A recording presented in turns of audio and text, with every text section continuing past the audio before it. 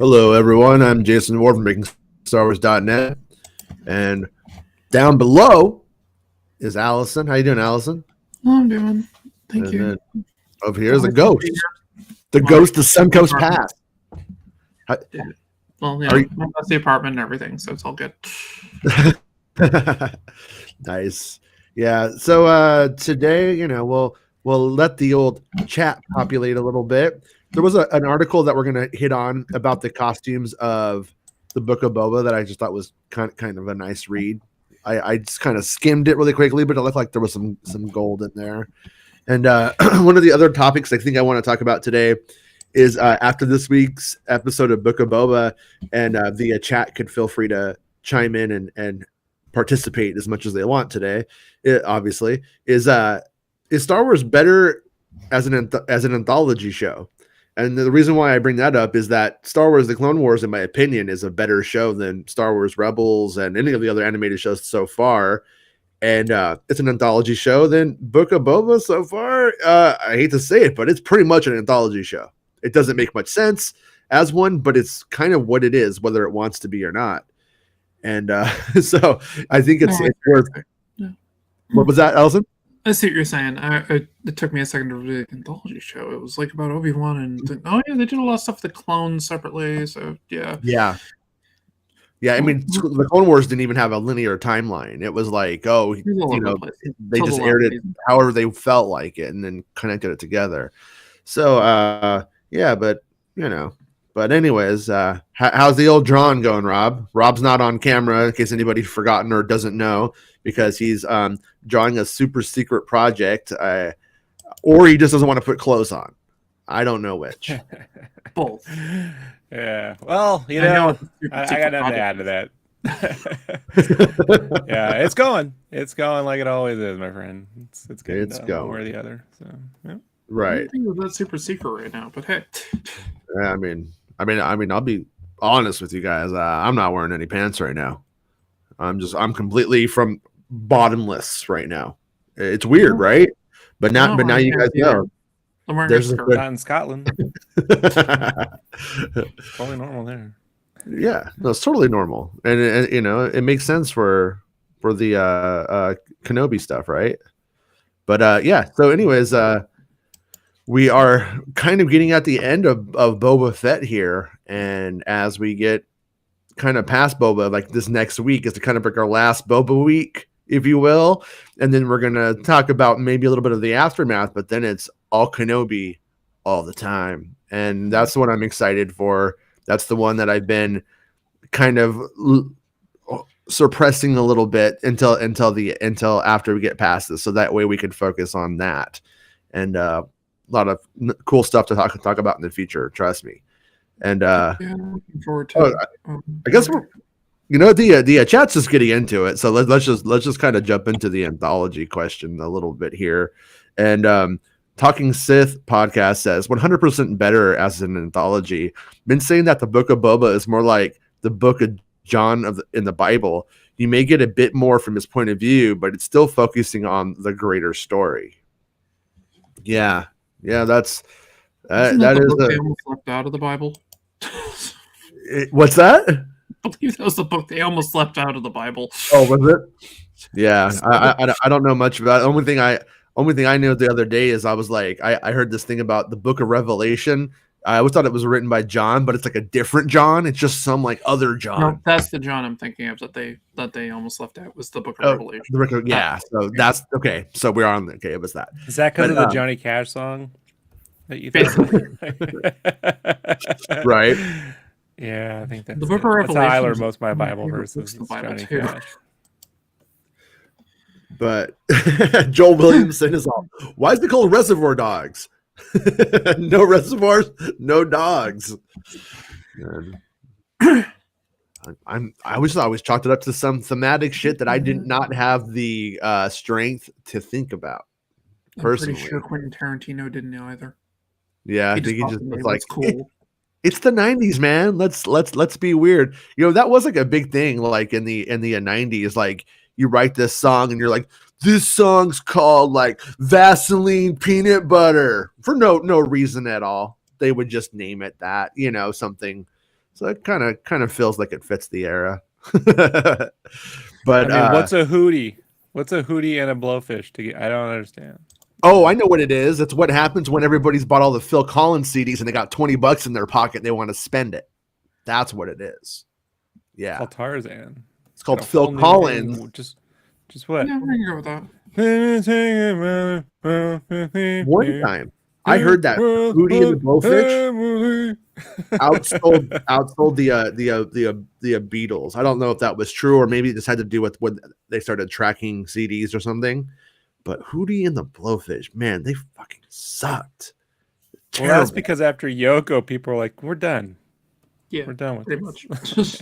But Yoko's a genius. What are you guys talking about? Great. She found a way to get front row seats to Beatles music while reading the newspaper. She is a genius.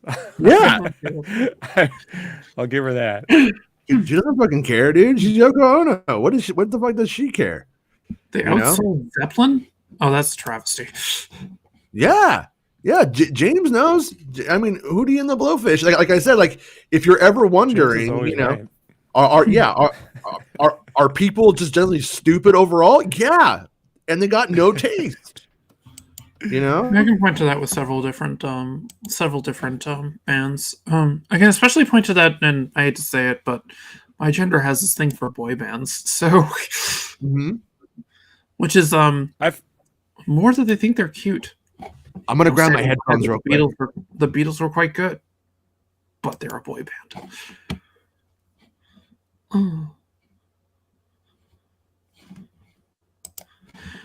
Yeah, but I feel like if you fall into the realm of really good Scooby-Doo guests, you're out of the boy band and you're now into like the Harlem Globetrotters area. Oh yeah, no, I agree with you. I actually think I don't think talent. So I don't think 98 Degrees would make a very good Scooby-Doo guest. No, right? But the Beatles would be fantastic. Yes, the Beatles would be amazing. The Monkees were great. That's the only boy band I stick to. The Monkees. Because they make it night. So good. Actually, with MTV, I remember I was like 4 years old, and there was this day where they're like, "We're doing a Monkees marathon," and I was like, "Monkeys? What are they talking about? Monkeys?" And I thought like real monkeys, like and all that. And no, it was the band, and I was like, "Oh, this is good." And then I was confused. See, yeah, you know. Yep. Oh yeah. Yeah. It's kind of like I think, and I will relate this to a Star Wars. Is it's like when you critique boy bands or Britney Spears or whatever because you like you're into metal or punk rock or something like that. It's like you need to look at what the aims of the art is, if you even want to call it art. But you need to look at what the aim of it was, and that's where like with Book of Boba, I keep going back to it, and I'm like, you know what? Like they really weren't aiming to make this a Boba Fett show. They were aiming to tell Boba Fett's story to some extent, but they wanted to do all of this other stuff, and it was just the Mandalorian with a slight like a rebranding of it. I'm gonna put that as a poor choice of names. Yes, Boba Fett. 100%. The two best episodes of it didn't feature Boba Fett.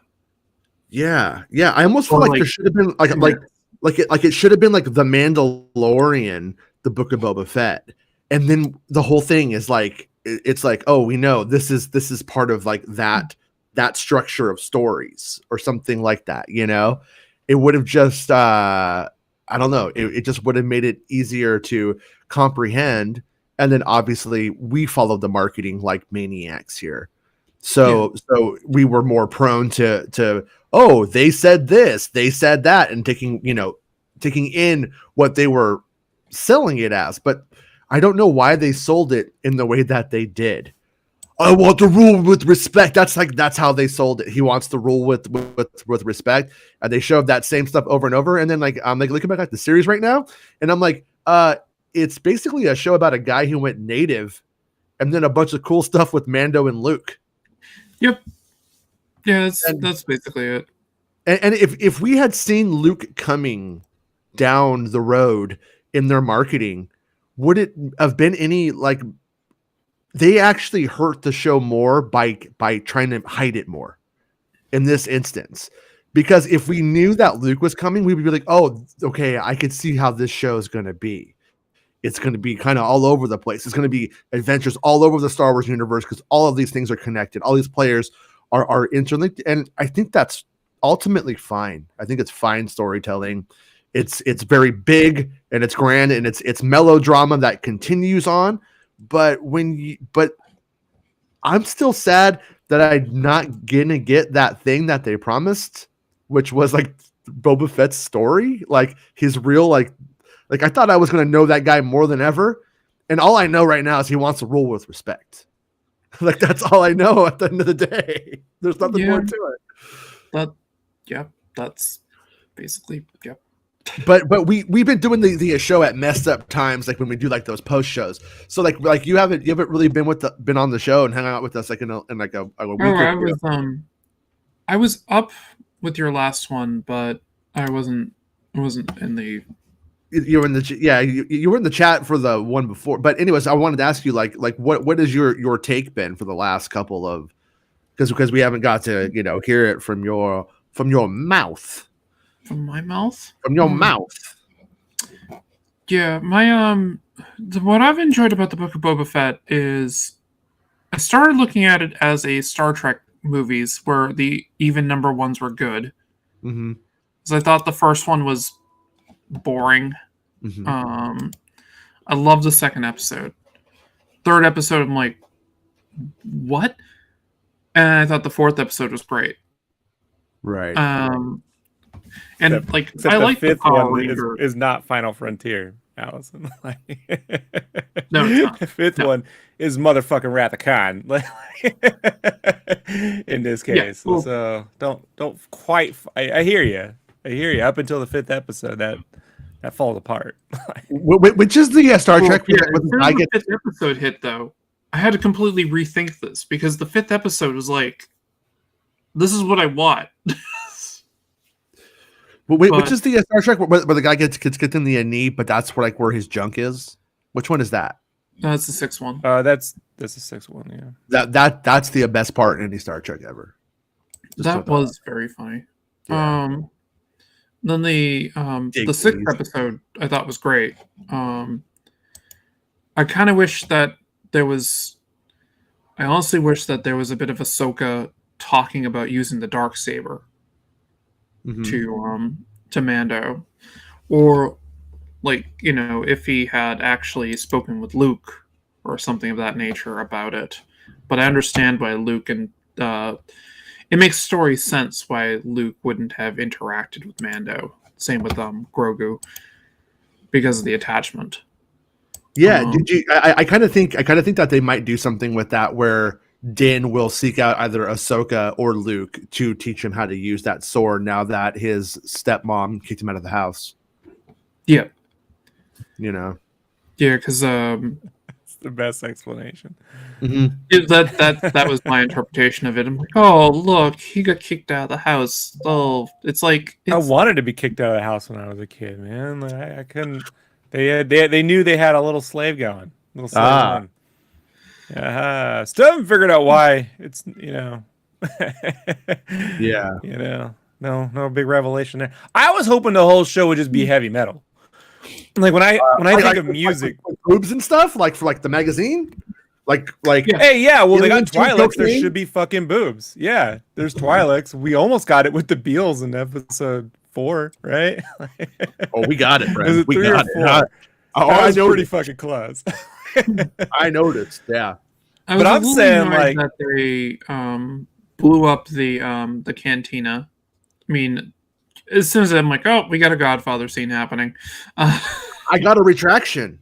I watched it again and I misunderstood the geography in it.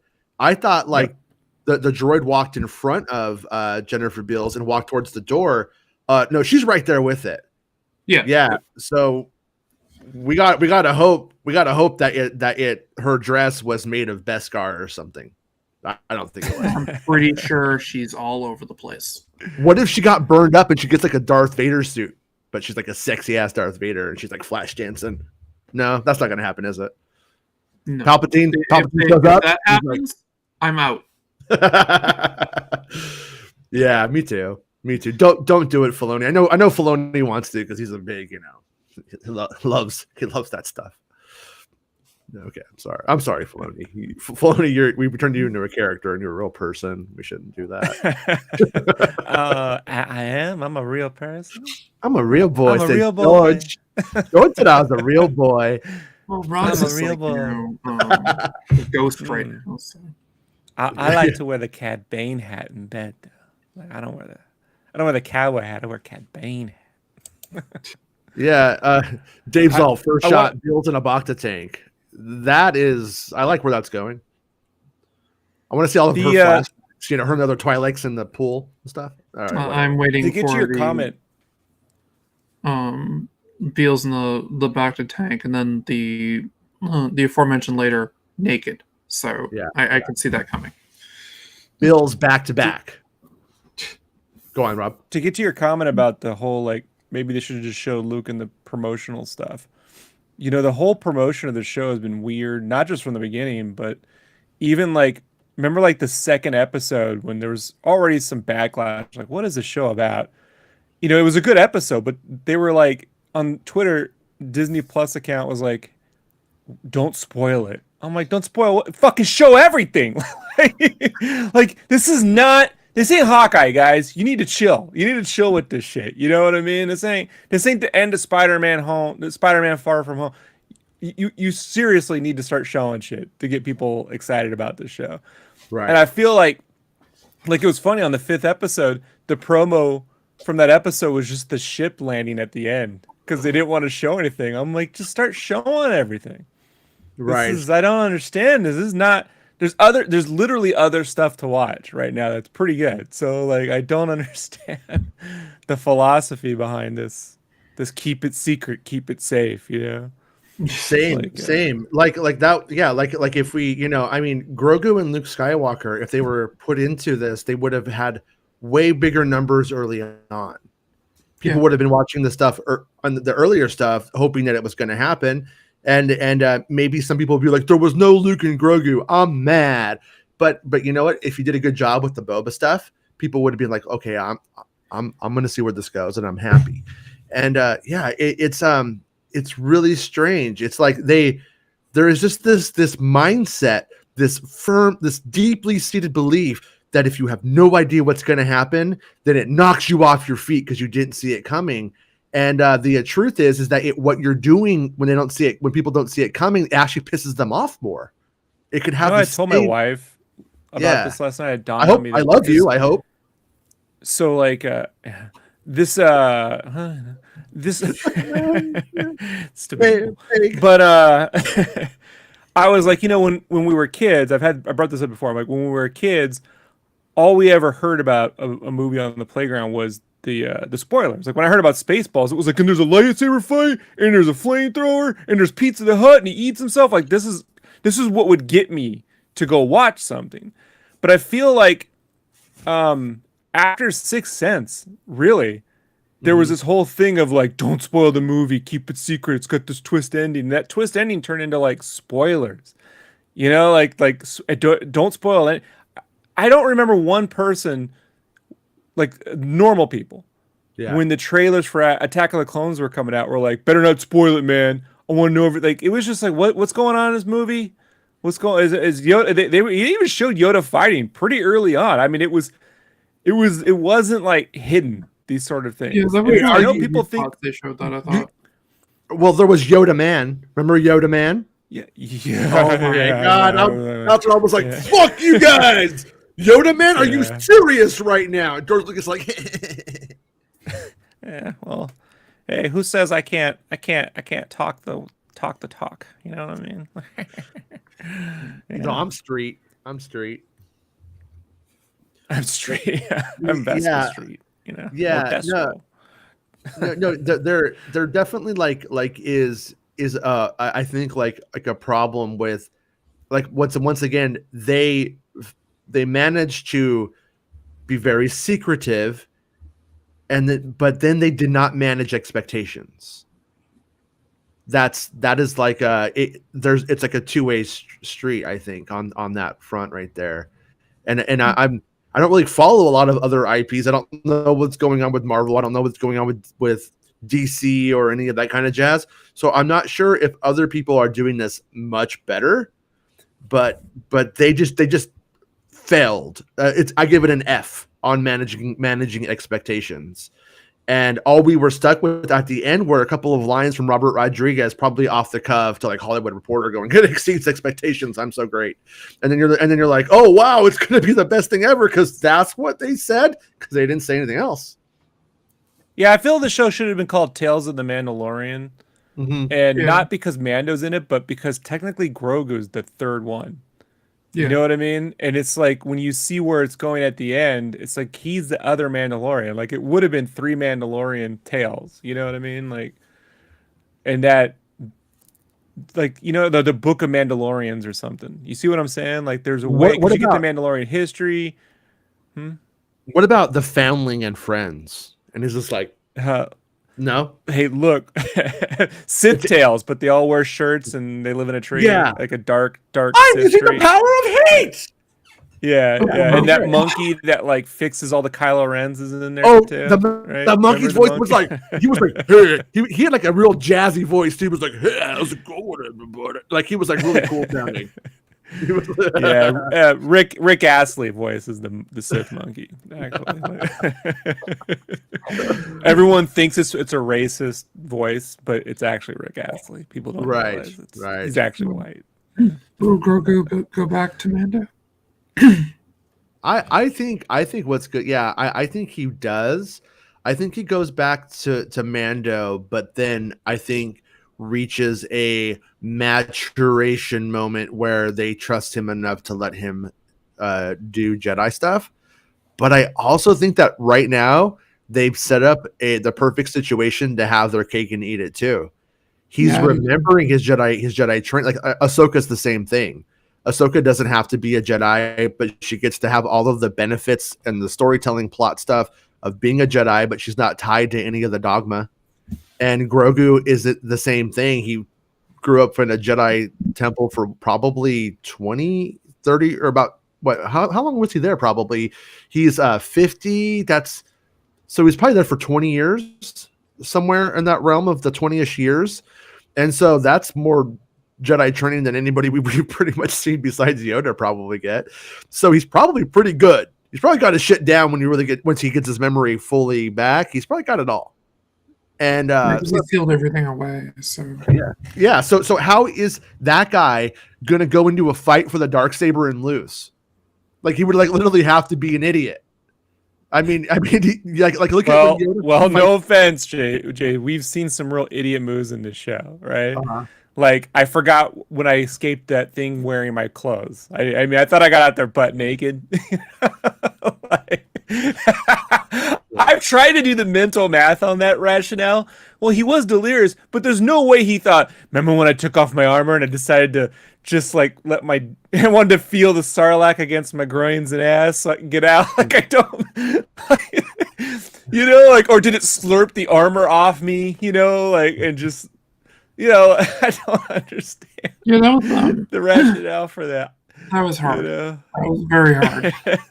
The plot logic is like it's as shallow as it gets. You just gotta be like, yeah, he's stupid. I know. Here we go. Fun sequence. Just is a clone, not the original. On Star Wars Tennis today, we were joking in the chat that they are restoring the mystery of Boba Fett by just not showing him or letting him have any lines in his own show. Because now you don't know what he's doing. You don't know what's going on with them. And you're just like, well, there's a lot of mystery here. Oh, really? Wow. I told you this guy wasn't worth your fucking time, Jason. People Jason won't listen to me. We didn't know what to do with them. I had 21 edits, and I just throw them in the Sarlacc, and then you brought them the fuck back out. Now you're wondering why I threw them in there in the first place. I don't understand. Well, this isn't hard, Like I gave more time to fucking Dodonna, Like you need to Dodonna and who's that? And Crix Madine, actually has more screen time than fucking Boba Fett. And this is why the Stormtroopers are so fucking stupid. Like, just so you know, like if you think it's because they're just naturally dumb, no, they're just Boba dumb. Like Boba's dumb. Yeah, they're Boba dumb. Yeah, that's what we called it around the. Well, first the LA studio, and then it when we got, I can't do it. Yeah, the LA studio. Yeah. The old egg factory or whatever it was called. The old egg slut. It's a thing. If you don't know, but yeah, so back to the anthology concept, like a little bit, like I don't know if this is relevant. I don't know if this has any bearing on it whatsoever. If it just had to do with different agendas and where the story wanted to go and what the creators wanted to do. But Dave Filoni, I mean, when you really get down to it, there's probably more episodes of the Clone Wars itself. There's like 100 episodes of the Clone Wars. And when you put everything together, still nothing compares to that. That's really, not to say that was his first job, but that's where he cut his teeth on Star Wars in a really big way. And that was an anthology show. So maybe Dave Filoni's like mind and what he took from George just goes in that direction. And I want to say, man, I love Visions. So I'm just saying. Like it's an anthology show, Yep. And so it's like, I'm not saying less Star Wars is better. I do think they need to elevate beyond the B movie structure. They have to. There's just too much competition for attention right now in the market space, And so, Marvel's killing it. So.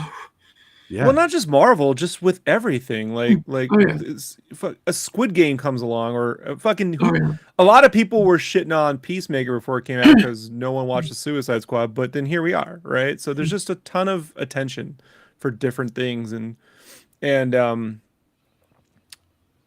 is one of those things where it's like they're going to release a show weekly, which I agree with that idea. However, if you're going to take 8 weeks to get there, they're going to wait. Yeah. They're just going to, I'll get back to it when it's out and then see the episodes. They'll go and find whatever order was the ones worth watching and then ignore the others. And you never want to be like, oh, we spent $50 million for like a quarter of our audience to watch. You know what I mean? That's not a good idea. No one wants to do that. There's so many talented people working on this. No one wants that. So, there are wins to be had with the show. And like, for me, like, it's like the thing with the Boba Fett, like, it's like when he takes agency and he's doing shit, like in episode 2, when he's getting that bike and he's racing over and it's, he's helping out. When he's actually moving forward and he's doing shit, I'm like, this is cool. But when he's like, I'm going to get other people to fight for me now, it's like, that ain't the Boba Fett. I don't know what that is. And so we were having a discussion yesterday. Will Luke come and save him? And who needs to save everyone? Boba needs to save everyone in the last episode. Boba has to be the person, not the Tuskens coming out to save him at the end, not the weird undead army coming to save him. Boba has to do it, or it will get worse. The feedback, like the Rancor ain't gonna cut. He has to ride it, kick everyone's fucking ass, and lay waste. Yeah, that's it. No one else can come out and save his ass, But it's not that Tamora can't carry it; he can. Just I don't know what they wrote. And if they kill Cad Bane, if they do kill him in the next episode, But if you do, you should have introduced him in the first episode. You should have had it. You should have made him. He's too cool to pull out and then kill. And he's literally a shark. He's got the teeth. He's blue. Mm-hmm. You know what I mean? Like he roams like Jaws throughout the desert. I mean, there's a whiteboard session where we could say Cad Bane is this Jaws like shark out in the desert. This boogie, and that they got to hunt. Yeah. But like if you go back to the start of this series when we saw the trailers and when we were preparing even for the first episode, nowhere on our list was will Boba hire the Mando? It was like, who's he gonna hire? Dengar, Bosk, Forlum, different bounty hunters, crazy Ewoks. It's like, no, he's gonna hire one guy, and he ain't even gonna fucking like pay him. You know, I guess he pays the Wookiee, but I mean, we never saw it, so like, yeah, that's it. You know, some mods, some Vespa kids, and a Wookiee and Mando. Like, it's not the dream team, man. It's kind of like when you get sold on Nintendo 64 as a dream team, but then you're waiting like a year and a half for a game to come out, and everyone's like, "Don't trust me, man. When the games get here," you're like, "Man, I'm buying a fucking Final Fantasy VII. I'm buying Metal Gear. I'm buying fucking, I'm buying Soul Reaver. I'm not waiting fucking 5 years for Nintendo to figure out when to release a game. Like, I want to play games now." Yeah. I'm with you, man. I just hope that this is somewhat of a learning experience for them, 100%. In terms of managing fan expectations and plotting the show out. I mean, but if they were like, if they just said this is all about exploring the Star Wars universe at the time that Boba's doing that, and they didn't call it, obviously by calling it the Book of Boba Fett, I got a feeling that if they pitched that as an earlier part of the concept, and whoever signs the checks loved it, and then they were like, okay, and then it started to change, but they were just tied into the title, because if they had announced that title later on, I don't see why they would have called it that. And when you say Book of Boba Fett, though, you make like a promise. Like I was even if you didn't mean to, you made a promise that I was going to know about like Boba Fett, like when he was younger, not just watching Daddy fly away. But I mean, I loved seeing those moments, but it's what called about the promise of the premise? It's a very basic storytelling. Like, what are you promising with this story? If my story is called Star Wars and everyone's sitting in a room having political discussion, I don't care how interesting it is. Get to the fucking wars, man. Like, at some point, get to the wars. One needs to start warring. Part of wars, excuse me, sir. I think I'm breaking. No, I'm kidding. I'm gonna touch me and I'll sue. Right? Just fucking box him. Don't touch me and I'll sue. Just fucking hit him in the face, Rocky. Stupid fucking film. So they call me Llama Sue because touch me and I'll sue. God, that was bad. Man, if there are no fucking Ewoks in this thing, I'm gonna be honest, man. I'm gonna be real let down with Tamora Morrison for even making a joke like that. Somebody, I heard it on Star Wars Danish. I don't remember who it was, but someone's like, they think that Luke's training Grogu on Endor because they heard Ewoks, and for some reason that's just so funny to me because I don't know how you hear Ewoks, but I've been laughing. Are we doing that now? They heard Ewoks. I heard Ewoks. Somewhere. I was waiting when they showed that reflection in Grogu's eyes twice, right? Like the Clone Wars. The Revenge of the Sith moment, and then when he's watching Luke, I was just sitting there going, man, some fucking assholes are gonna be like, look at the reflection in his eyes. Remember Spider-Man 3, those posters? It was like the big thing was like trying to like pixel hunt for Venom in Spider-Man's eyes or some shit. It was like one of the first internet, like, I don't know what you would call it, like the Mephisto thing, where like, we see the eyes. I'm like, you people have never looked at UFO photos. You're just seeing whatever you want to see at this point. Remember when people were seeing all kinds of stuff that we're seeing in Anakin's cape from the Revenge of the Sith poster? They saw Jesus, the Virgin Mary, they saw all kinds of stuff. Yeah, people. Well, that was there though, but yeah, yeah, it was. Well, in my defense, I was in basic training when that happened, so I can. Yeah. In my defense, I was smoking a lot of weed that day. I have a theory. I think Grogu will choose the lightsaber. And in season 3 of Mando, Luke will return him because he finds it difficult to train. We might see that in the Ahsoka show. I don't know if they would have like Luke going like, "This is too hard." He returns. He's like, you know what? Honestly, me and Mara never wanted to have kids. Me and Mara, I just want to see Luke sneaking in there, just sneaking in, and he just like sets him in like Bye, my little buddy. He does the Joker laugh. just like drop him at a fire station, and be like, "You guys take him." So Yeah. This kid was too difficult. We should have aborted instead of adopted, right? Oh, like, no. what? Too soon? But no, but I do think that at the end of the day, like our friend Max, she was just like, no, Grogu and Din have to be together, and if they're not, like, she's gonna be disappointed, I think. And I think that's like ultimately like what you kind of want, but at the same time, what is the story really, like, to bring up Jaws again? And J.J. Abrams, when he was talking about film, he was talking about like how films are always not about what, or they're about something, but not what the premise seems like. Like Jaws isn't about a shark; it's about a guy relating to his family and all that kind of jazz. And with this one right here, Dude, how many people make a fucking Jaws, dude? Like that. Yeah. JJ, he goes and goes, "Hey man, Citizen Kane wasn't about." How many fucking people make a Citizen Kane? How about this shit? If you call this shit Psycho, there better be a fucking Psycho in the movie. JJ, you know what I mean? Like, before you start quoting Spielberg, let's go back to Hitchcock. But once again, but that's where I'm going with, like, Psycho is there is a Psycho, the premise is there, but it's not necessarily about Psycho, it's about mommy issues, right? In the weirdest of ways. At least the sequel. He's psychotic. But they, he has these issues with his mom. Anyways, where I'm going with this is the Din and Grogu story is ultimately a story about a father letting go of his child, and a child letting go of the parent, of moving on. In the weirdest way, I think it's about growing up. And so it's like the universal theme of everybody grows up and moves on and does their own life and letting go and stuff. And so if they didn't go back, in a weird way, they kind of dropped the ball on that. But at the same time, if they don't separate them in a way that everybody feels really happy about, then it's kind of a failed premise. So I'm not sure what they do. The real point of Star Wars, Jason, is you have to learn to let go of your toys and then regret it because they're worth more than when you originally got them. So, like, now he's got to go get his toys back because the aftermarket resale on Grogu is, my God, pretty high. Yeah. yeah. That's about it.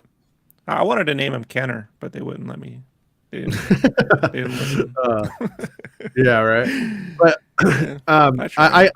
I do think, though, I mean, I am of the mindset that Grogu does become. I think Grogu becomes Mandalore. I think it's fucking ridiculous. I think it's the end game, and I think the only way to do that, to tie it all up, is I think Din has to die. I think Din eventually does die. When you said, he becomes the King of Mandalore or whatever, like, I always go, what is the most ridiculous image I can come up with, right? Like, as an artist, I just think as an artist, if I'm Blue Sky developing at the beginning of a series, and I would draw him with the little Mandalorian armor on a throne, right? Okay. Yeah. And drawing a little Yoda in Mando armor on a throne is the craziest fucking image I could conjure up. Like, and then you go, well, we have to do that. Like that is so not what you would ever expect. So we got to do it. Like, that is, that's how I go. Then it's perfect. Like, it's so ridiculous. It's perfect. Yeah. The only thing that they kind of run up against is over time they get to have him evolve into his adult looking Yoda species face. And but right now he just looks like this adorable little critter. And so you're going to want to do that, but then you're going to want to eventually transition it into him looking older. And in doing so, they do eventually start to see, like, that appeal. He can wear the helmet. Yeah, he can wear the helmet and hide a lot of that. You see what I mean? Like that. There again, that solves. So, like, I love that line that Cobb Vanth gives him when he says, if it weren't for that smile of yours, and he just stares, just holds on that face, that helmet. I'm like, it's so good. But the same thing with, like, a little Yoda. Like, if he's not looking well, put him in the armor, and then when he takes it off, you can see how he's changing, and it will play different. Yeah. It's super cool. Yeah. I mean, they could also, they could also make it totally fucking adorable by not putting the glass visor in the front. You can see his little face in there. Okay. Anyways, like a little Roman, you know. Thing. I But think we're going too far with this. nah, I don't know. I don't think you No, can that's- go too far. That's when they do the Tony Stark. When he's got the helmet on, he's younger, and he's got the little Tony Stark close up. Yeah. Right? Let Favreau direct it, and no one can bitch, right? Right. Okay, that's true. I'll give you that. Yeah, and then we'll be reading the Aurobesh and all the fucking shit on his face, like for codes, and we can do 3 fucking episodes on that. Yeah, the secret, what's on Grogu's face, and it's, I drink Star Wars theories tears, like it's an Aurobesh. It's there. Yeah. Do they end up like? Do they end up having? Do they give him like a first word moment? Does Grogu have a first word moment? Yes. Yeah. Points. He almost had it when he got shot by that training droid, because he goes "Pita!" Like he almost says, "I might." Did he curse? I think he cursed. Like his first word might have been "motherfucker." Like, Grogu, it's me, Master Skywalker. It's time. Are you going to pick the chainmail of the Mandalorian or the lightsaber of Master Yoda? And he just looks at him and goes, "Chappa Chowa." And it was like, oh, neither. He picked neither. He wants to open a bar on Tatooine. Well, if he just goes yes and takes them both, it's like, screw you. Puts him off. He's like, and kills Luke. And then it turns out that's how they retconned The Last Jedi, you guys. God, I saw a bunch of people going, this is how we get our alternate timeline, guys. The alternate timeline rumors were true because look at what's going on here. And it's like, everything that happened here is exactly what you expected, like literally building the temple that you see in that movie that you're talking about. That's going to get wrecked.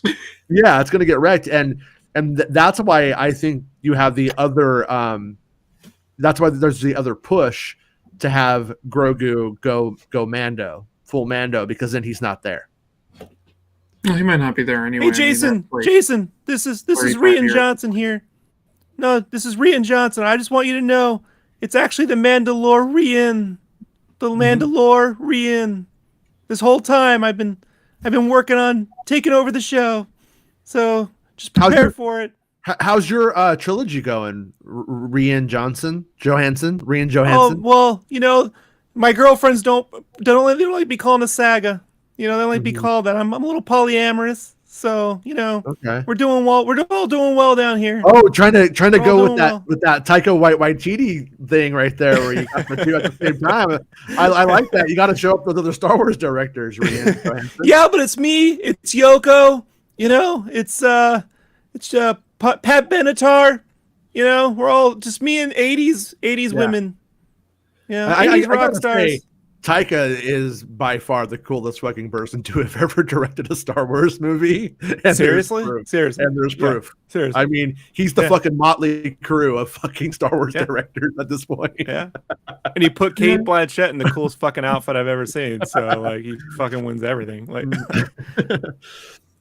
But yeah. And Star Wars Santa points out, like, it could be a 30 to 40 year story arc. And right now, with the love and the investment that we see at this phase of the character, if they do it right, it completely could be, because they really were interested in picking up on the threads of Yoda and telling Yoda's story and stuff like that, because there's 800 years of the guy.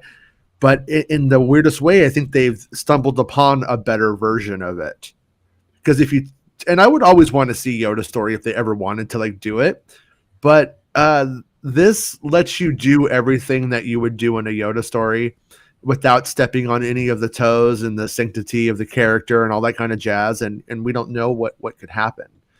And so that's just such a better way to take it, I think.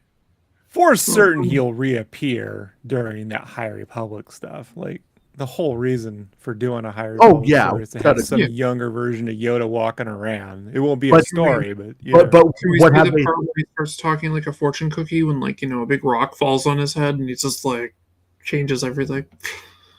Well, what they've done with Yoda so far has not been showing us that there's been in that time frame to the end of his life, the character progression, personality changes not very much. It's pretty much the same. Well, the same No, dude. Jason, so you got to understand that the fortune cookies during the High Republic just give you Powerball numbers. So he'll just be talking in 62, 73, and he'll probably be promoting NFTs, which are what really took down that whole era, actually. Oh, it was truly like the Droid Powerball. images. He'd be playing Kino. Yeah. Well, I wanted to name him Kino, but they thought that was just because he's Asian. It'd be racist, so I didn't do it. When they when Luke is talking to Grogu about Yoda, and he says like I don't know what the line was directly. It was like that's the way he talked. I'm like, why doesn't he saying spoke? Or he says talked like so many times. Because he grew up on Tatooine, dude. Owen It's not like he had a great they education. homeschooled him. Owen and Baru homeschooled him. How well do you think that went, buddy? Wait, homeschooled, never has a girlfriend, wants to kiss his sister. Oh yeah, it's all making The first time he steps in the back to tank was the only time Luke ever got vaccinated. So you know. Yeah, you didn't know that, but that's true. It's canon. It's in the script. It's in the annotated screenplays. I swear. Right. Yep. West End Games. The annotated screenplay of The Empire Strikes Back. Yeah. So the West End module. Yeah. Says, I think when he's with Din as a Mando, then when he's gone, Grogu goes back to the Jedi, and that would probably be just after the sequel trilogy. So, yeah, they kind of have an interesting sort of like side story to like play with there because the Mandalorians didn't really show up in any way. And at one point we saw Din's ship at the end of episode 9 show up, but now that wasn't Din's ship. That's just another one. Maybe it's him. Maybe he gets another one and it is him. But I think he would be like really old by then, so it's probably not him anyway. But it could be Grogu in it. Maybe Grogu becomes Mandalorian. What's episode 9? Yeah. It's right there. Yeah. It's right. The less we think about that, the better. There. Also, I mean, just because it's called like Jay said, just because it's called episode 9 doesn't really mean it's about episode 9, right? Right? I mean, it's not really about that, so let's just not worry about it. Yeah. I'm like with my brain having been in all of these different places now, I am a little bit I don't know if thirsty is the right word, but I do think we need something on the horizon that is post episode 9 to take that stuff beyond where it is. Like where it stopped wasn't satisfying, and it needs to continue. So I hope there's something. The fact that they haven't announced anything with Finn or a series or like that is, even if it was animated, is odd. Like yeah, I've been fine with that. Anime would be cool. They could fix the problems that I had with episode 9, hopefully. But I'd prefer live action. But if that's where I'm didn't want to at. come back, is what I'm saying. If the actors didn't want to come back, they were like, I don't want to get into it. Nah, yeah, they're busy making Peter Rabbits and Pacific Rims. What do I mean? Yeah, any the day Detroit now. Was very good. I think they're like the person who broke up with someone and is like, oh, are we really over? Like you're really not gonna beg for me back, kind of thing, They have to be like looking at the phone hoping they got the text. Like at this point, I mean, honestly, both John Boyega and Daisy Ridley, they're not taken off. That they're gonna go back to Star Wars without a doubt, and but everything has been in talks, so yeah. Have they though? I mean, I don't know. I wouldn't be surprised if that rumor's true. Well, Kathleen Kennedy and Daisy Ridley went out to and had dinner or something like lunch or dinner or something like that was the story, and it completely could be that, but it could completely be the fact that if they worked together for a few years and that they had a chance to get together, or they might have just been touching base on stuff. But I am with you though. I do think that it's only a matter of time. And Daisy Ridley, the only movie I can remember she did was like The Orient Express. The Murder on the Orient Express. She did a movie with Tom Holland. I forget the name of. Oh yeah, it was in Yeah. reshoots for a year and a half. Really? Yep. Yeah, and it did not help. No, it didn't. Yeah. Something that she's going to be in that's coming out soon that I forgot, but did. Her career hasn't really gone anywhere. So Yeah. Yeah. I was and- hoping she'd be the next character is Doctor Who. definitely- Be perfectly honest with you. Like I thought that, like a little procedural kind of thing would do well for her acting, yeah. repertoire or whatever. I would rather her just come back and play Ray a bunch. I mean, I hear you, but yeah, I don't feel like if she gets both. I like Daisy Ridley and John Boyega a lot. I'm not like crapping on them. I'm just saying that it like the roles that we've seen them and the work that they've done so far. Like there's times when John Boyega does feel a little very much like a TV actor at times, and there's moments when she feels very very dry, and so put him. They fit the Carrie Fisher. They fit the Carrie Fisher, Mark Hamill, not the Harrison Ford mold, right? In terms of leading, and not to say they can't, but like, I mean, it's a different era now. I mean, there was a time when if you showed me Channing Tatum, I would have been like, get the fuck out of here.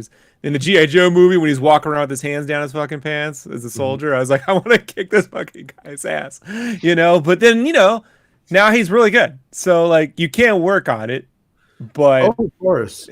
I hope, you already have a great career. I hope I'm wrong, but at the same time, I mean, if you've shown your range and that's what it is, your range is Star Wars, just do Star Wars. There's nowhere to go. Like, go to Pacific Rim. What are you going to do? Hope Pacific Rim becomes as good as Star Wars? What are you doing?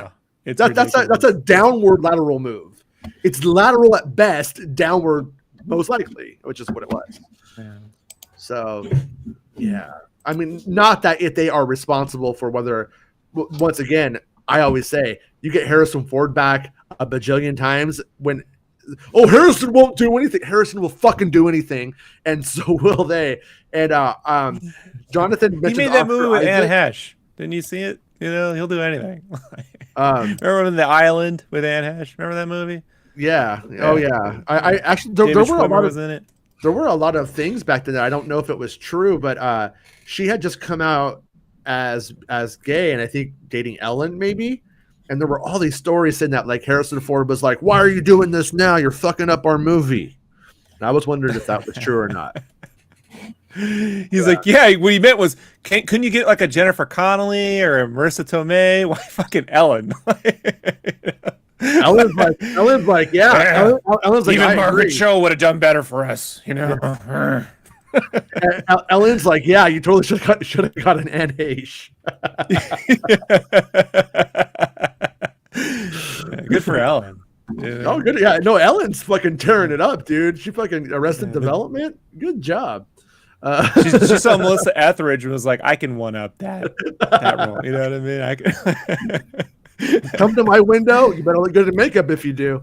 But anyways, the John Cryer of lesbians. What? All right. So we got let me cancel that. I don't want that. Okay, how the Book of Boba Fett costume designer Shauna, I need vowels in my last name, captures the spirit of the original Star Wars trilogy. Tropic maybe. I'm honestly not sure. Yeah, I don't know, but you do you. Last name. Since the very first Star Wars movie premiered in 1977, Star Wars has been a franchise with a clearly identifiable aesthetic. Rusty armor, billowing capes, and a retro vibe firmly entrenched in the 70s science fiction.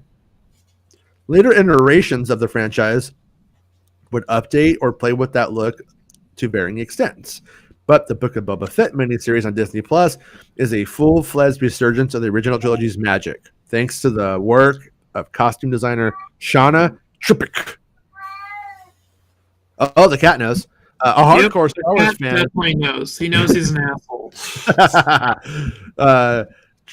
Tropic first joined the franchise during season 2 of The Mandalorian. In preparation for diving into the show's spinoff, The Book of Boba Fett, she studied the original making of books that George Lucas created during production of the first movie, which provided templates for the original designers like production illustrator Ralph McQuarrie and costume designer John Mallow to follow. Then she started working to create costumes that looked and felt like they belonged right back in 1977. I'm going to say it's more of an 83, but I'm very aware of the aesthetic George had in 77 and 83, and I'm very aware of the technology that they did or didn't have, Trippic says. No, hold on. You're not reading it right. Oh. I'm like very aware, okay, of like, I was there, okay, or I'm aware. I'm aware, man. Don't tell me. She's actually one of Gag the mods. me with a Grogu, all right? Yeah. Grab me with one of those fucking Kaminoan sink spoons. So one of the things I tried to do is use tools and resources that would have been available to them. So cocaine, Dayglow. No, for example, Rick McCollum's back, baby! Woo! Yeah, I'm thinking it's sick. Is CIC sick? Tripsic, maybe. For example, people don't know his middle name is Flair. It's Rick Flair McCollum. For example, Tripsic would look for jackets from the 40s, which would have been vintage when the film was being shot. So unlike modern superhero costumes, which often print details on the top of Euro jersey fabric, Trippic and her team also focused on using real embroidery and fabric treatments for the vast majority of clothing characters wear over the course of the show. Many outfits relied on using raw silks and homespun cotton in order to convey the rundown, natural vibes of the desert planet Tatooine, where the majority of the story takes place. All right. Yeah, it turns out Daily Rizzy's been supplying them from her Etsy account. That's why she's very heavily involved in Star Wars right now. With Book of Boba Fett having things that seemed hand woven or that had the texture and the weaves that you could almost picture being brought down on the loom and woven in between, it was important to me, she says. I'm just saying that. One set of characters these hand-woven materials were vital for were the nomadic Tusken Raiders, who wear long cloth robes and masks that hide their features. A mainstay of the franchise that appeared all the way down back to the original movie. The Tusken Raiders are hugely fleshed out in the miniseries, given a more clearly established culture and a far greater prominence. While she, for the most part, stayed loyal to the original designs, Treppic experimented with their details and helped distinguish them from each other, adding things like longer dreadlocks for one prominent female warrior and charcoal and clay decorations on their masks that help the viewer identify individual characters in the tribe that Boba Fett encounters. Like a bantha. Book of Boba Fett also introduces new groups and factions into the universe, such as the Mods, a street gang operating in Mos Espa with cybernetic implements. The characters... The neutrinos. What was that? The neutrinos. The characters have vastly different costumes, and that's what's found in most Star Wars media, with a look that wouldn't be out of place in a cyberpunk setting.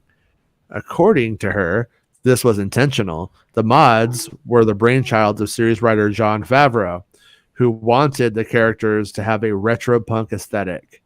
Their leader, so that's the Mods were the brainchild of Jon Favreau. If anybody's wondering, if you want somebody to blame, if you're mad, I personally love it. I actually like them a lot. What was that? When some person writes a whole series the way he has, you're assuming that person's also the showrunner. Yeah. Right? Yeah. Like, it's really weird to have a whole series written by someone and not be the showrunner. Yeah. But that's why I feel like the Robert Rodriguez part is a little oversold in some way, or you know what I mean? Like, it's like, I don't know, man. I just Well, I'm not against all this, but like, it's like when I want to put mods and I'm going to make them all in Tatooine. It's like I don't get it. I get the mods on the Ring World, you know. I get it there. I don't get this mods on Tatooine. I still don't get why the mods didn't come from the Ring World, and then it just doesn't, like why they didn't just pick them up from there. It just doesn't make sense. Yeah, But that would have made more sense to me if they were on the Ring World. But, yeah, and then they come to Tatooine and like, okay, and He's hiring muscle. Yeah, no one would second guess it. yeah. Also, I did not like the way they did that chase scene. It just felt wrong. Yeah, Star Wars Santa was telling me that they've actually done a slight re-edit of it already. The version that's up now isn't the one that it launched with. I'll have to check that out because I'm curious. Because it felt too like jerky. It was just slow. And, yeah, and they had too many frames. They supposedly removed frames and stuff and made it. Yeah, it definitely needed to be faster. I mean, you had speeders, so it should have been fast. Yeah. It just came off kind of comical and silly.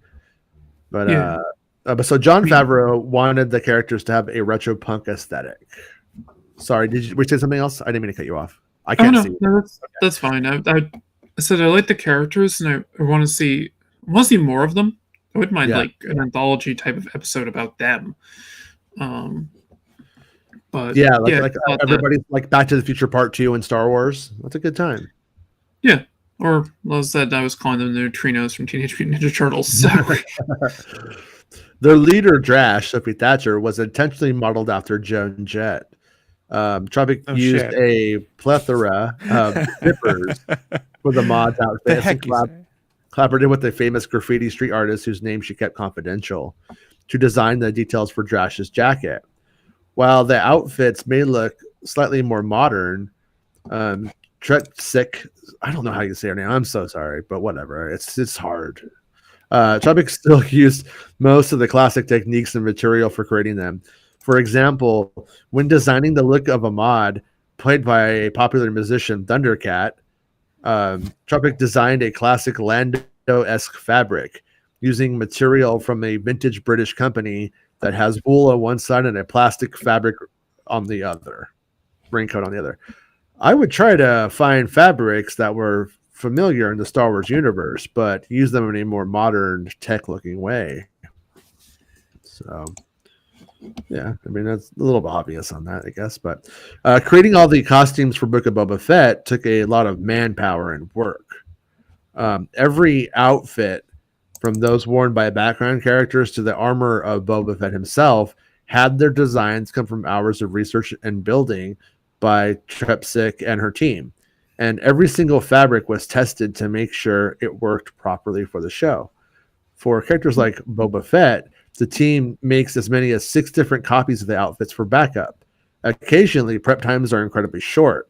At one point, the team had to construct an elaborate quilted outfit with belting and pockets for an actor who was cast last minute in a span of 3 hours. Another time, the crew had to rapidly... They were on screen for like 5 seconds. Yeah. Another time, the crew had to rapidly make doubles for the Tusken Raider characters after director Robert Rodriguez decided at the last minute that he wanted a shot of them burning a pile for episode 3. So that might explain why we don't see the dead bodies right there.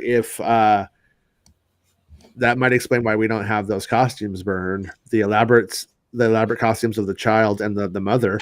If they don't pop up again in this series, that's probably why. Right there. That's our answer. Robert Rodriguez wanted that at the last minute, but at the same time, they could have just done it later. For Chopstick, yeah. What?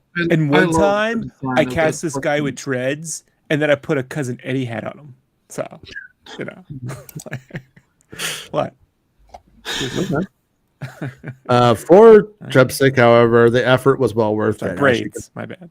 Considers he's a super freak. Every outfit for its own unique work of art, and she loves being able to see and touch every single costume before it goes on camera. Preferably when they're on the actor or actress.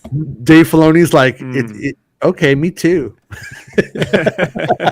I wore the Cousin Eddie hat to bed every night, and then I brought it back, and we put it on. It still smelled like me on set. According to Trepsic, her method of recapturing the original film's look seems to have paid off, with most reactions to the costumes seen being positive. What I'm seeing with fans is that it's ringing true, Trepsic says. It's almost subconscious, like, oh yeah, that's Star Wars, and that's the biggest compliment ever. So, yeah, I definitely don't think any of the costumes are weak. I don't think that yet there's any failings there. I don't even think that the concept is bad. It's just the introduction of them was so very convenient, if not in a way lazy. You know, Yeah. and like I mean, it would have been really easy in a lot of ways for the watermonger to have made the complaint and say it's this gang, whatever that ring is called. Yeah, this ring of whatever, led by Sophie Thatcher's character, Dratch or Drask or whatever. And yeah, she frequents here and there, and he's like, okay, I'll take care of it. He gets in fucking Slave One and flies there, deals with it in exactly the same way, but takes them back with them. And they have their little mod speeders, and at the end, the Slave One lands, and all these little mods fly like right out the back. Oh, that's fucking great. I just redid the whole thing. No, they should have had their own ship that had the speeders in it so that they could do it. You know, I really try to get him to have the little wings like in Megaforce. John wouldn't do it. He wasn't a big Megaforce fan. He said it was just not hand-me-down G.I. Joe. So but I wanted to have little wings and, you know, wearing the bandanas with the beards. That's why I wear the bandana with my beard. I like it. I will say, with how I have this like theory that the Empire is going to show up, the Imperial Remnant is going to show up, and once we think that the Pikes are like truly defeated, their backup is going to be the Imperial Remnant, and that a lot of what they've been doing as warlords is backing up these syndicates, and that they're getting a lot of their power and money through these syndicates, post Palpatine, if you will. And that was the George Lucas kind of concept for how this was going to go with Maul. Maul was going to he was supposed to run the syndicates and everything. Yeah, and that's going to be exactly what fueled all of that. Kind of like how Donald Trump used organized crime to keep his money going when he keeps failing over and over and over because he's just a piece of shit, bad person who has no talent at anything other than making up funny lines. I will say, angered like 60 Santas. Yeah, he is. I hate his guts, but he is objectively funny at times. I'm going to say he is objectively funny. Oh, yeah, he says some really stupid things that are funny. So yeah, that I can agree with. And look at it this way: if you get invited to the White House, it's a good chance you can have Burger King. He's like a racist Mr. Bean. You know what I mean? Just like it. Yeah, we can go with that.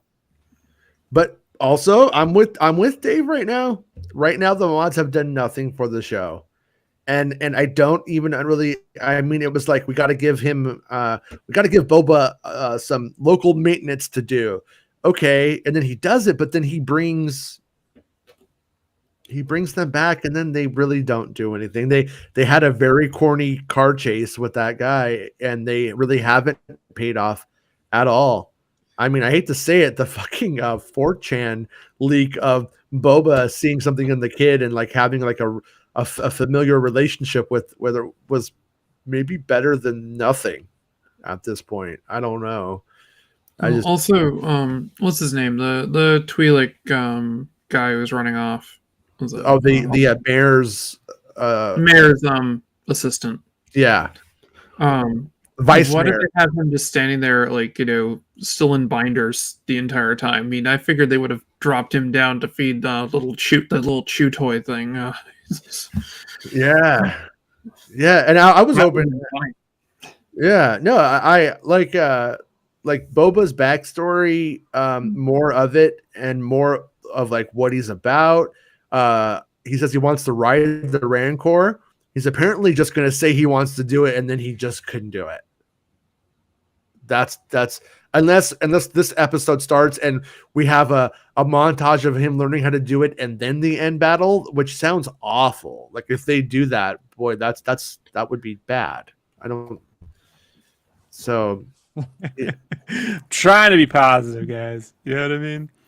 I wanted heavy metal Boba Fett. I wanted him to do a heavy metal version of "This Is the Way." Like, this is the way, the way. And he rides a fucking dragon. You know what I mean? Spews fire everywhere and shit. This is my dragon, fire spray. Instead, it's like, hey man, I'm gonna hire some dudes that kind of know. Maybe you could, if you can find someone. You know, he couldn't even figure out how to get a fucking protocol droid. You remember he's like, we need to get us a protocol droid. And I'm like, well, what's the white droid? What the fuck is he? What is Matt Berry if he ain't a? I don't. You got plenty of credits. Buy a protocol droid. They're like literally little slaves make them. They're not hard. Yeah.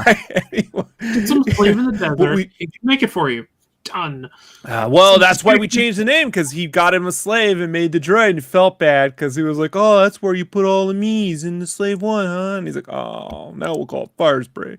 Because he ate a spicy taco on an empty stomach and was pissing fire. That poor little slave kid. That's all cut, by the way. They cut all that. But I think it would also be cool if he hired Jira. If he went down to Mos Espa and found old Jira, she's like super old, and then she just goes like, "Storm's coming." And you're like, "Yeah, fuck yeah, Phantom Menace." No, she meant my name is Storm and I'm coming right now because Boba's so fucking hot, dude. She's into it. Oh god, Jira's coming.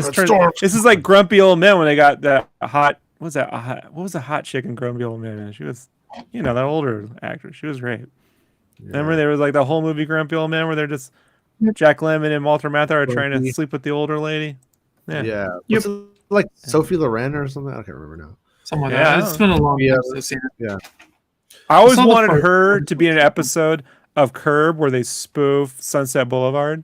Mm-hmm. Where when he gets the divorce and he ends up with some older Hollywood actress and she's using him as a writer, and there's an opportunity there they missed. How great would it have been if Larry David showed up in Book of Boba and was like, I got these problems, got these problems with these people in town. Like, what is it? He's like, I don't want to put a little fence. I don't want to put a little fence around my show like that.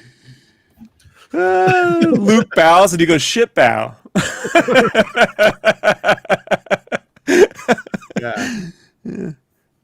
Yeah. But I mean, I've watched the episode. I watched the show like a bunch of times now, and like it all is fun. It just needs a little bit more. And Dave Filoni, I mean, he did a great job with his Luke Skywalker movie, I guess you call it, Luke Skywalker training movie. It's funny. They're like, Dave, you want to write the 6th episode of the show? Okay, I'll do it. Okay, so in this episode, Boba's going to train the Rancor and like learn how to write it, and we're going to have him like bring in Dengar. I'm like, okay, I'll do that. And then he's like, exterior Luke Skywalker. Ahsoka doesn't teach him anything, but she looks really good, and then Luke, he does katanas. Flips. He's all, and then Ahsoka's like, Grogu don't want to see you right now. He's too busy doing crane kicks. He's sold out. Ahsoka's like, no, Mr. Grogu won't see you. I see. The thing, John, is I heard Cobra Kai's kicking our ass in the ratings, so we got to put a little Miyagi scene in here where he's up there doing a little crane kick. That'll win him. I don't know much about the AI program that they use for the text of Luke, or for the speech to emulate Mark Hamill across the board. Like does it could Luke scream? Could Luke be sarcastic? Or is he stuck in that temperament because of the program? That's another question. It's getting better. I'm not saying it won't get better, but I'm wondering where it's at. And if that's why some of the words that were used, like the word choice, was that word choice used over another one that was better in terms of general writing and that, but because of how it had to sound. But I imagine whatever we saw is exactly where it's at. Mm-hmm. As of right now. But yeah, I know. I told you it's not at that point where they can really do strong emoting. So like if you need a role that's going to go the distance, they're either going to have to incrementally get there, Yeah. Or they're going to have to go with another actor. Yeah. And then do some kind of blend thing that, Kind of It's like okay. when you deepfake your own face. You're Yeah. like, I look kind of like Michael Keaton. I look like Kathleen Kennedy You now. know. Yeah. Yeah, I don't think that. I think they kind of put themselves into a place now where they have to just keep making that better, because if you change it, I don't know. They made it where like now you can have Mark Hamill as Luke Skywalker forever. He doesn't need to be recast, and I don't know if it's going to go over well now, but I could be wrong. But I don't know. I I don't don't see know, anybody Jason. being I was happy told with. you can put Solo on a shirt twice. It makes it better. Well, before that last episode, like I said, I was happy with Sebastian Stan just having been in Mando season 2 and being Luke from there on out. Just do that. Yeah. But now, after I saw how good that they got it in that last episode, I'm like, well, now you better just keep making this better, and I never want to see anybody else play Luke in my whole entire life. That's how I feel anyway at this moment. So, hello, KG. Fashionably late. But what does it mean for the Lando show? Some Right? actors gonna be defaked and others ain't. Yeah. I mean, what does it mean, right? Like, Yeah, I gotta say, I would not mind if they did Billy D. Williams just like that and did the Orlando show like that, especially if they don't have Donald Glover back, you know, and just think it would work. I think it would work really, really, really, really well. Jason agrees with remember me. when everyone was like, hold on, remember when everyone was like, the announced Lando show, that means Donald Glover's coming back. I'm like, he ain't really attached to it. Like, haven't had that big conversation with him ever, catching him at the Conan O'Brien and bringing it up in conversation. No one has.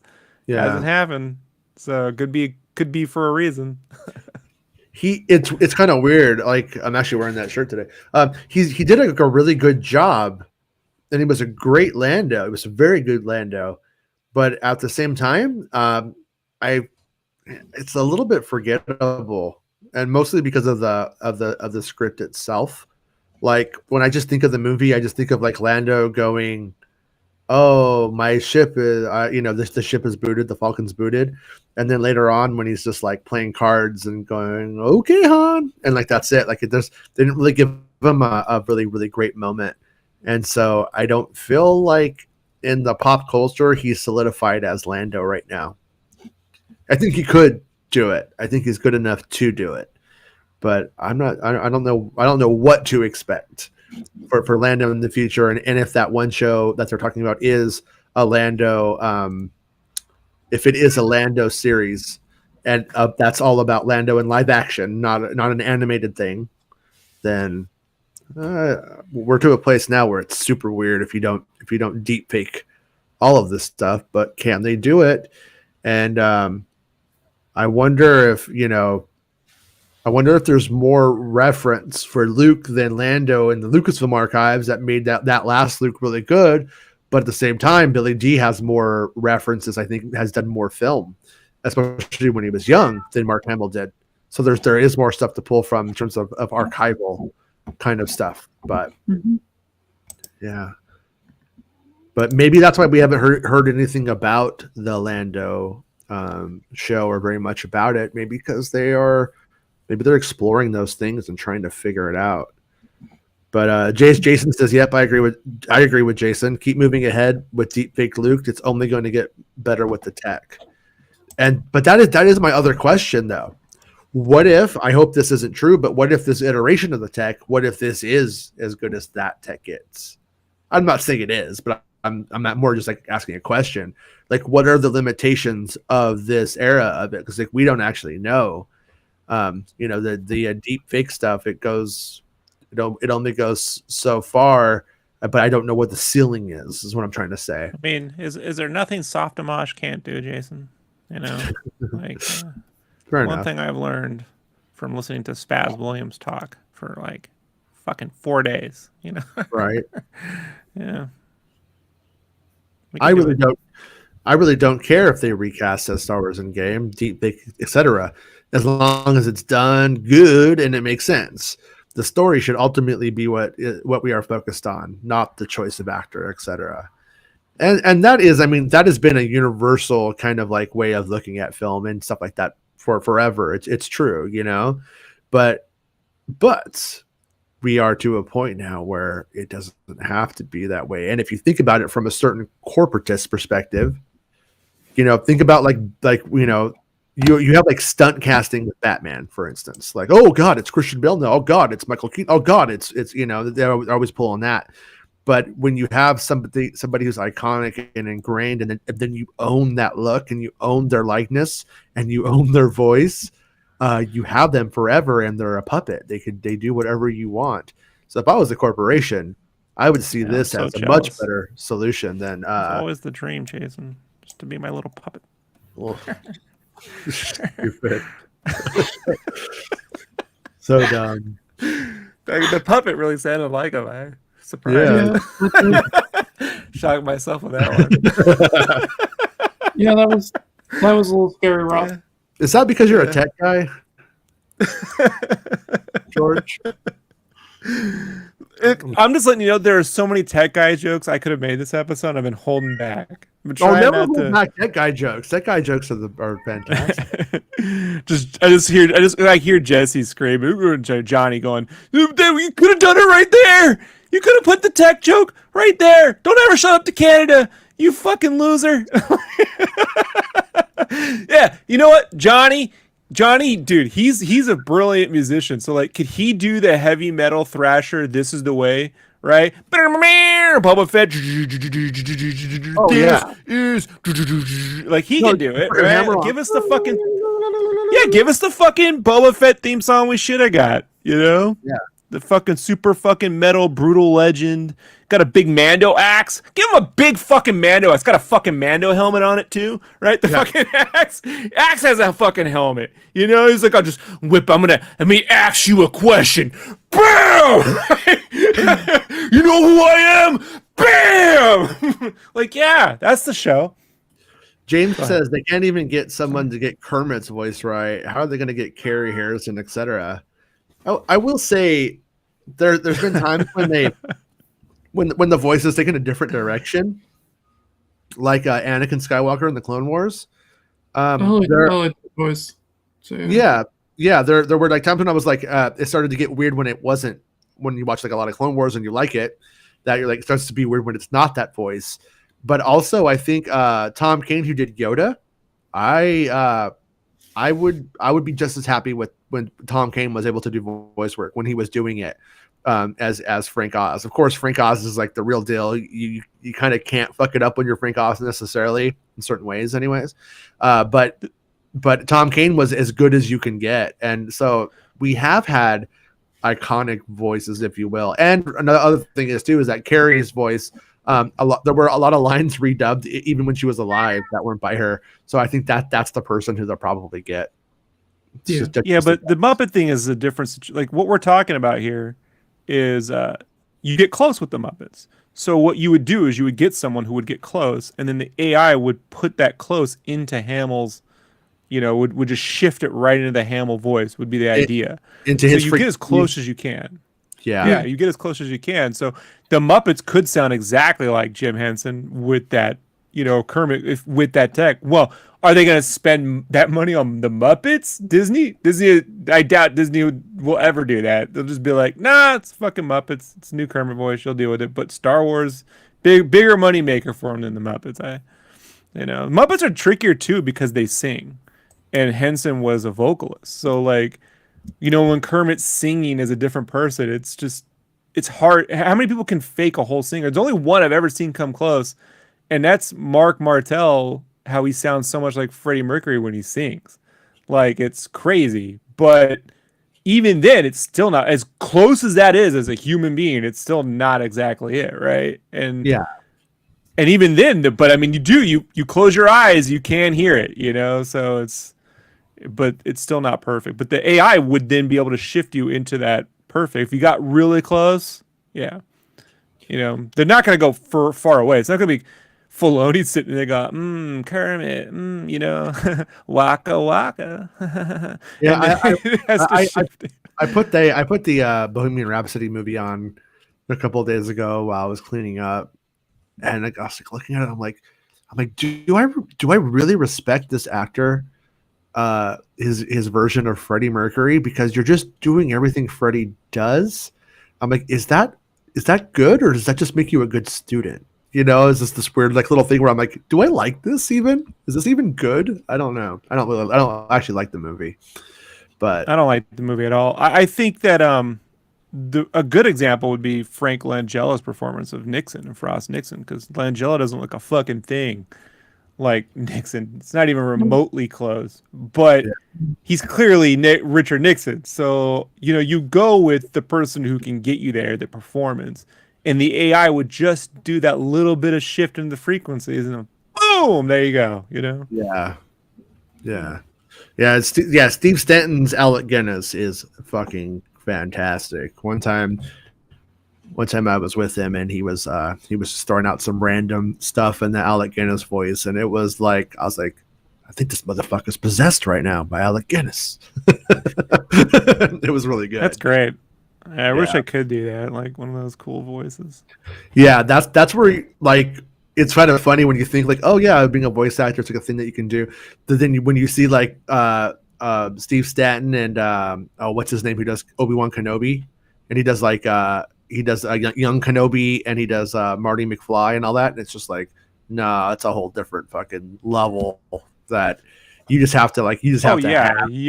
You can't learn that. That's like you could obviously expand on it, but it's got to just be there from the start with you, because it's fucking on, you know. Yeah, because Henson wasn't trying to be Henson. Henson was just Henson. You know, like that's exactly. There's some level of like, reality that you just have to have some je ne sais quoi. Mm-hmm. Yeah, and it's like when it comes to like the like Luke factor, like recasting Luke, like James Arnold Taylor. I don't know why I blanked on his name, but Yeah, sorry. The Star Wars police are here. We're in trouble because I was going to talk about Marty McFly. I talked about Bohemian Rhapsody and Marty McFly, and that's not Star Wars. But no, it's not. That was a character. No, but like I really wouldn't ever want them to make any more Back to the Future stuff. Honestly, don't. I don't think it would be good. But if they ever did, I would want it to be with Michael J. Fox.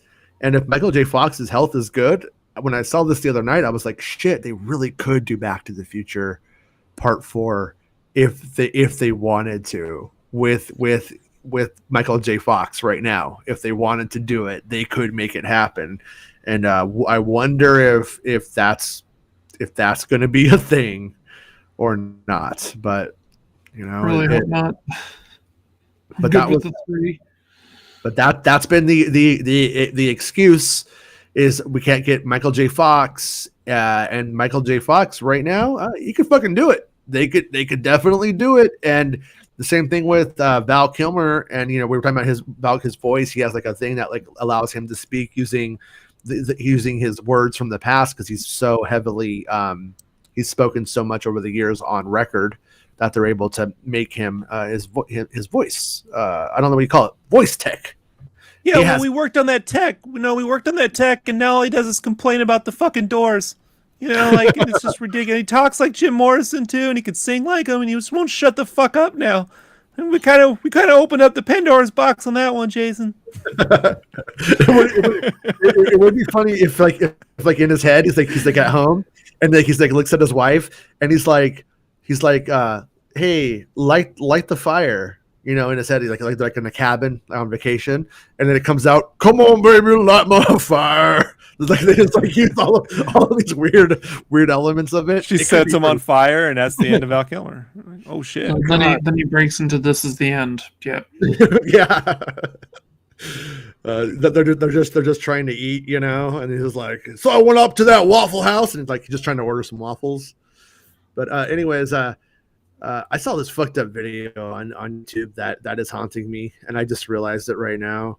Not on YouTube, it was on Reddit yesterday, and this fucking like homeless guy is like sleeping, and this guy's like tired of him sleeping on the stairs, so the guy just like goes and lights him on fire, and the homeless guy's like on drugs or something, so he just lays there. He just stays there on fire.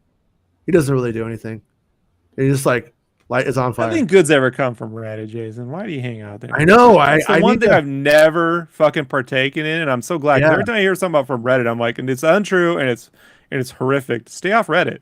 Yeah, no, Reddit is the worst. I just want to see some funny videos, guys. I just want to see videos of like people getting set on fire. But instead, I'm like, oh no, no, Beavis, not now. It's inappropriate. Yeah, you're not helping. Okay, they like captured the guy, but I started like wondering. I was like, did the guy think he was gonna like set the guy on fire, and the guy was gonna be like, oh shit, and like jump up and put it out, and then be like, I ain't sleeping there anymore, or whatever. Well, also, the money training was corrupted by Hollywood. I was coerced into doing the Hollywood. These movies they gotta have better parental guidance and advisories. Yeah. Jason says when we die, or we will all die, our heroes will live on. It's true.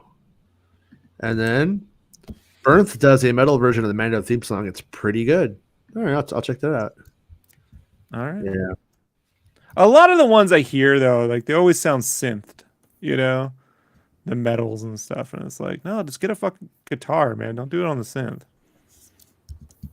But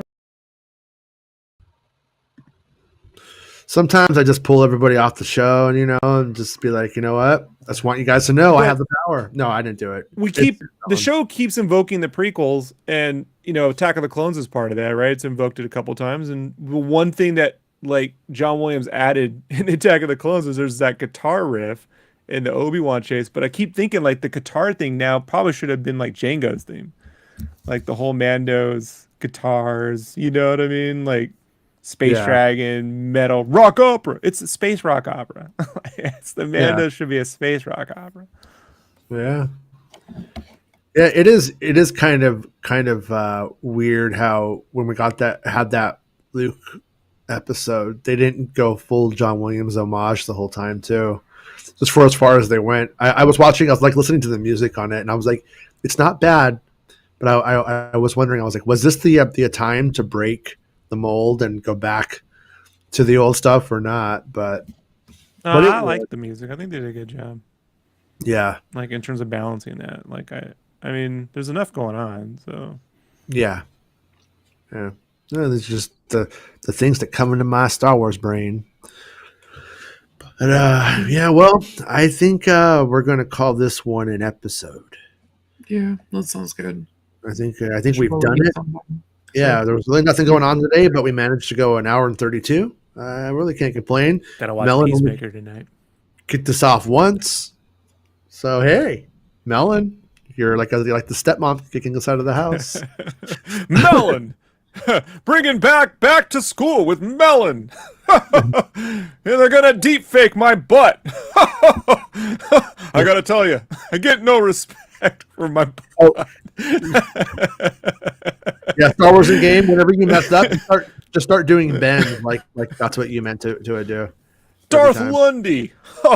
I tell you, I'm the Sith Lord who gets no respect. Wow.